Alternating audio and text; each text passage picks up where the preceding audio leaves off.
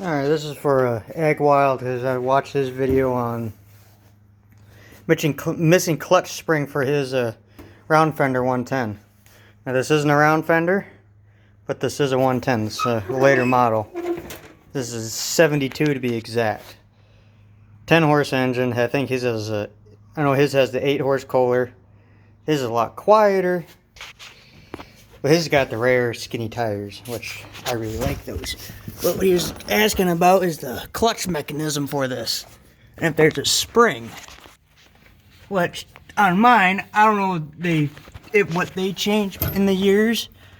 But there is a spring. I don't know if you have this one, Agwile, but there's a spring that runs right here in the frame. That goes over. And I do believe it hooks to... Yeah, I think it hooks somewhere up in here. The clutch. Now this clutch works great. I grease it, keep it greased. Yeah, so this is the one that I had to pull for the, wait a minute. That's what I'm thinking of? I think that's the return spring up there. I'm trying to push on it to find out.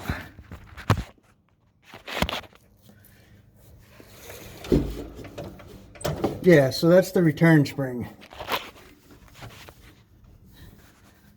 Because this one puts tension from the rod and that one up there returns it. Mine doesn't have the tab on it. It's hooked right into the frame. Well, you can kind of see it working in there. Well, that one's stretching. Because that's what keeps these pulleys, I do believe that's what keeps this bottom pulley tight. Granted, I have never messed with the clutch on this.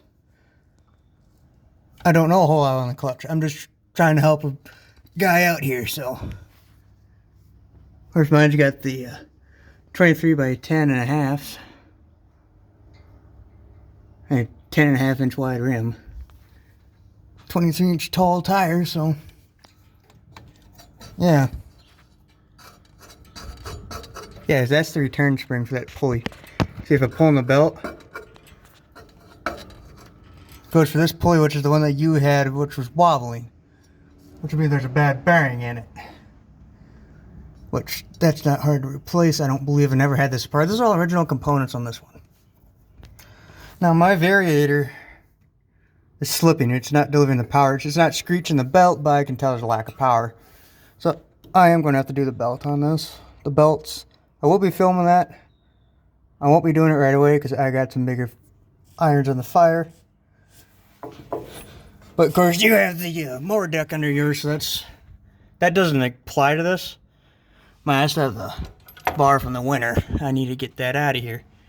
But yeah, and a good tech tip I was taught and I was told by a John Deere garden tractor collector. Don't go anywhere else but John Deere for these drive belts. For the primary and secondary belt, there's specific width and length. And John Deere supplies it. They still supply it. If you go to Napa or something, they'll have the belt, they won't have the exact size or something silly like that, and they will shred the shit out of it. They will just shred these belts. They won't work right. The variator won't work right. The clutch will slip and not go into gear properly. That's a John Deere only part. And also I'd recommend for the PTO belt, for the mid-drive belt, it's kind of stuck on another project. Oh, highly elusive Tahoe. And Dad's truck. I keep going to Autos, O'Reilly's and buying the mid PTO belt. I keep shredding them. I'm going to try a John Deere belt. No. Yours is an early, I think you said yours is 63 or 64. That's a little different because yours, they changed the design of it. But theoretically, I do not believe they changed the clutch. So I hope that helps you. I got interrupted. Now, I do not know how to adjust the brake on these. Never had to mess with the brake. I do believe the way the rest of this tractor was when I got it, I do believe it's original brake pad and linkage on it. So I'm that does need to be replaced. I need to do something with the parking brake because that's doesn't work the greatest. But yeah, that should help you. That there's that small. There's that you got the big spring, then you got the small spring that's a lot longer. That's the return spring for that pulley, which might help it when it's wobbling. That should help out quite a bit. So I hope that helps you, because I can't see my pulley through here, even if you have this plate, shift plate off. Which you need to have the shift plate in here, which, because there's a neutral safety switch on this one. But I bypass it with this, which there's just hooked direct to the battery for power. Because that's the push button in case I don't want to shift it out of gear, because what I normally do with this is I have my big trailer hooked to it, parked in the driveway, and I don't trust the parking brake on this to save my own life. It's always in gear, so I use the push button to start it. Of course, like any tractor, you have to have the key on. And I have to get the generator working on this, getting the starter generator in it. It quit working. Starter works, it just doesn't charge the battery.